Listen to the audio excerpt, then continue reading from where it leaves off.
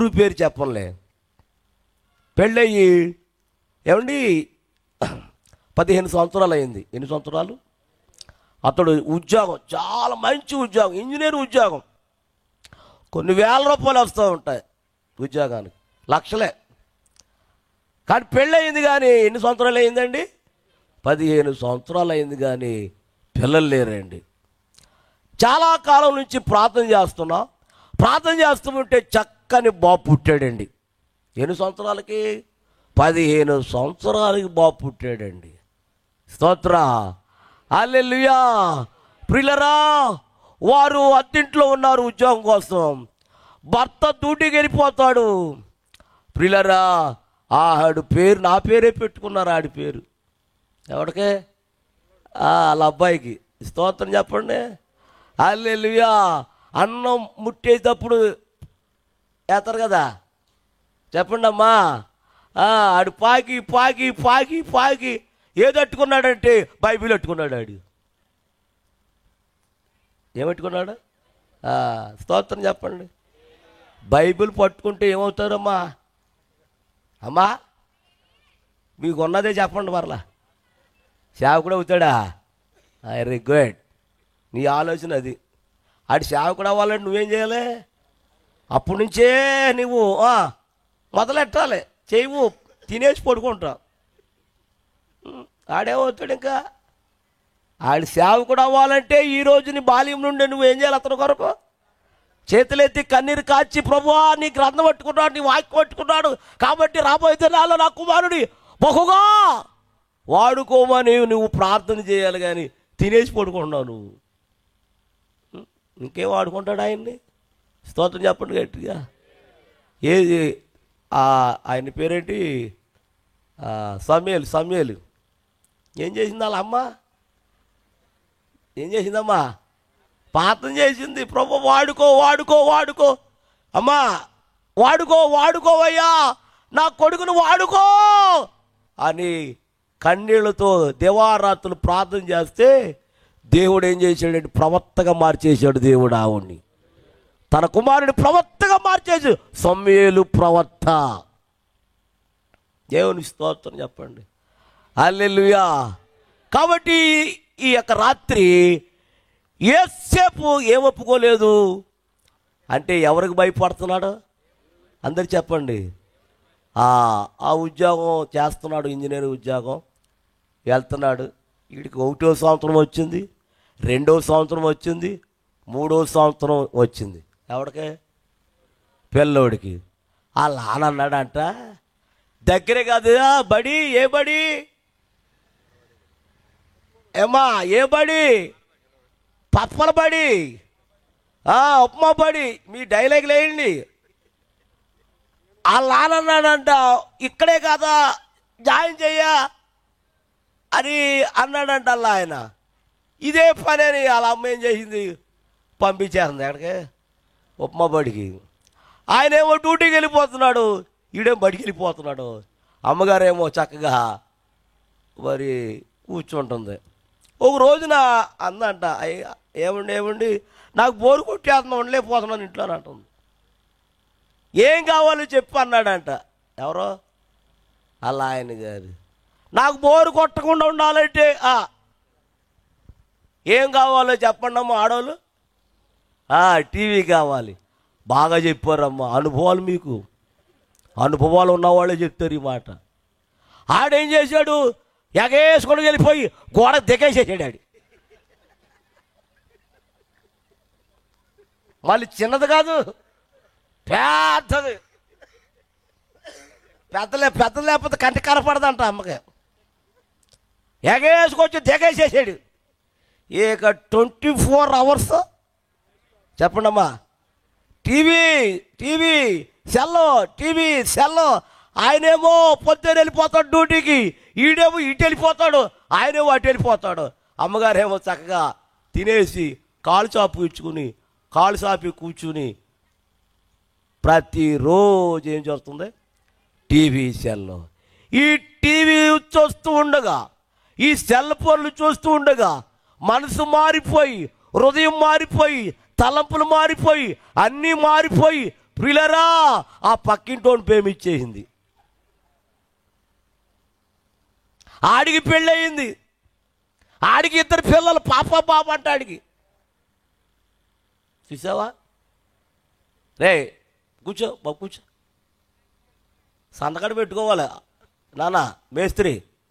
వాక్యం మధ్యలో పెడతావేంటి నువ్వు? అలరే బెళ్ళపు ఎక్కువ భీషణి తక్కువ అన్నట్టుంది నీకు. స్తోత్రం చెప్పండి గట్టిగా. సౌండ్ ఎట్టు నాన్న, సౌండ్ ఎట్టు. ఇలాగా జరుగుతుంది. ఇలా జరుగుతూ ఉండగా ఎవరికి తెలియదు? బాబు అలా చూస్తున్నారేంటారు బాబు. వీళ్ళ ఆడు వచ్చేస్తున్నాడు, ఈడు వెళ్ళిపోతున్నాడు, ఈడు ఇటు వెళ్ళిపోతున్నాడు, ఆడటు వెళ్ళిపోతున్నాడు, ఈడిటి వచ్చేస్తున్నాడు. ఈడు ఎవడా వచ్చేసి మాట్లాడుకుంటున్నారంట. ఒక రోజున ఈ బళ్ళేకి వెళ్ళాడు వీడు. అంతమానం వచ్చేస్తాడు కదా ఇంటికి, దగ్గరే కదా ఇల్లు. ఆడు వచ్చేసాడు. వచ్చేస్తే ఆడు చిన్న వయసు, పెద్ద వయసు ఏం కాదు. వాళ్ళు ఎన్ని సంవత్సరాలు ఉంటాయి? 3 సంవత్సరాలు మాత్రం ఉంటాయి ఆడికి.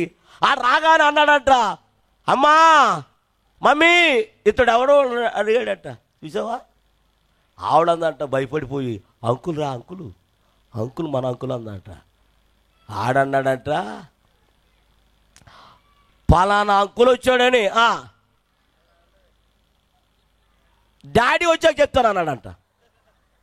ఆడు వయసు అంతా, ఆ స్థితి ఏంటి, అంత మాటలు వచ్చే మాటలు కాదయ్యి. చూసావా? డాడీ వచ్చాక పలానా అంకుల్ వచ్చాడని చెప్తాను అన్నాడు. వీడు మాట్లాడుకుని వీడు వెళ్ళిపోయాడు. ఇక తల్లికి చెప్పేస్తాడేమో వీడు, నన్ను చెత్త కొట్టేస్తాడు మా ఆయన, బతకనవడు అని ఆలోచన, ఈ తలంపులన్నీ కలిగింది. ఎవరో ఆవిడ. ఈలోగా ప్రియులారా,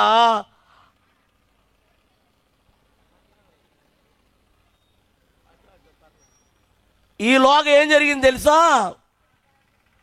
అన్నం తినిపిస్తుంది. ఎవరికే? పిల్లోడికి.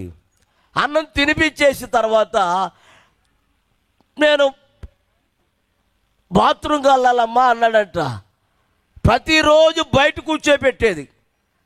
ఆ మధ్యాహ్నం, ఆ సాయంత్రం 3 గంటలకి ప్రియులారా, నాన్న బయట కూర్చోవద్దు, కుక్కలు వస్తున్నాయి, ఈరోజు బాత్రూంలో కూర్చుంది కానీ అని చెప్పిందంట. సర్లే అని వాడిని బాత్రూంలో తీసుకెళ్ళి, ఇది జరిగిన సంగతి ఇది ప్రియులారా, కాళ్ళు చేతులు కట్టేసి, అరుస్తాడని నోట్లో గొడ్డ పెట్టేసి, అడ్డంగా పడుకోబెట్టి, ముక్కలుగా నరికేసి, గోను సంచులో మూట కట్టేసి చెత్త కుండీలో పాడేసిందండి. చూసావా? పాపం ఎంత భయంకరమో ఈ రాత్రి నేను మీకు తెలియపరుస్తున్నాను.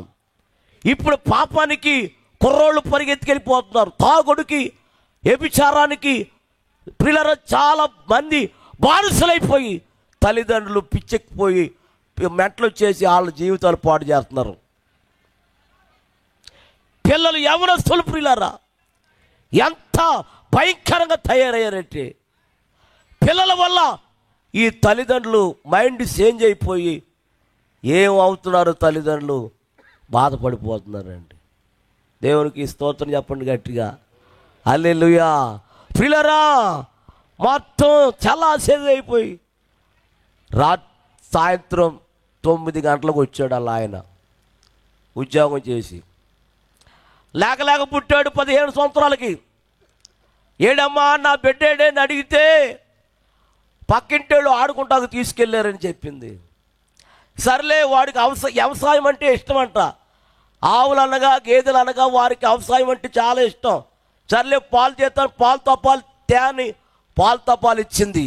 ఆ రాత్రి, ఆ సాయంత్రం పాలు తీస్తాకి ఆ గేదె దగ్గరికి వెళ్తే ఆ గేదె పాలు ఇస్తలేదు. ఏంటి తల ఊపేస్తుంది ఏంటని చూస్తే ఆ మెడ మీద తాడు ఎప్పుడైతే ఇప్పాడో ఇది పరిగెత్తుకు వెళ్ళిపోయి చెత్త కుండీ కాడికి వెళ్ళిపోయింది.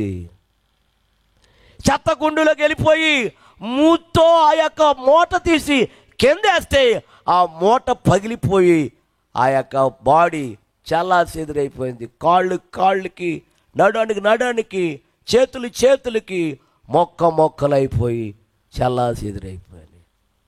ఈ తండ్రి గోల, బాబు నాయనా ఎవరు చంపేస్తారా నానా అని రోడ్డు మీద పడిపోయి దొర్లేస్తున్నాడు, పిచ్చి పిచ్చి కేకలేసేస్తున్నాడు. ఈలోగా ఆ ఊర్లో ఉన్న వాళ్ళందరూ, ఆ పేటలో ఉన్న వాళ్ళందరూ పరిగెత్తుకొచ్చేసి చూశారు. ఏం జరిగింది నాయన అంటే అప్పుడు చెప్తున్నాడు, ఏడుతో చెప్తున్నాడంట, నా గేది పాలు తీద్దామని చూస్తే ఇది పాలు ఎత్తలే తాడిపోయాను. వెంటనే చెత్తగుండలకి వచ్చి ఆ మూట కింద వేసితో పగిలింది.